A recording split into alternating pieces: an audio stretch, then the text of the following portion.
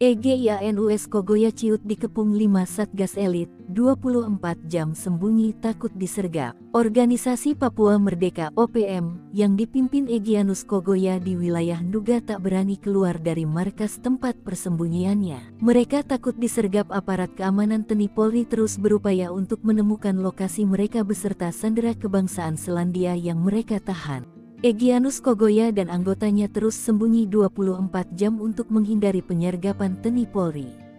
Mereka terus bersembunyi di sarangnya. Egyanus Kogoya muncul terakhir kali saat merilis video kondisi sandera pilot Susi Air pada tanggal 26 Mei.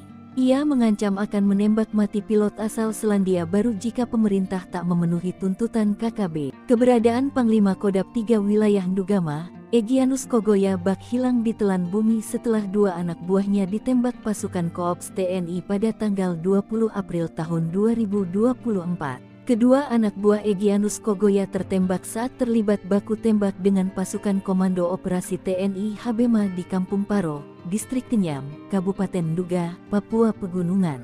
Dilansir tribunpapua.com, Perwira Penerangan Koops TNI Habema Letnan Kolonel Aryogi Nugroho menyebutkan Egyanus Kogoya sering melakukan penyerangan terhadap pos TNI di daerah itu sejak awal 2024. OPM pimpinan Egyanus Kogoya merupakan kelompok yang menyandera pilot Susi Air asal Selandia Baru Philip Mark Mehartens sejak awal tahun 2023.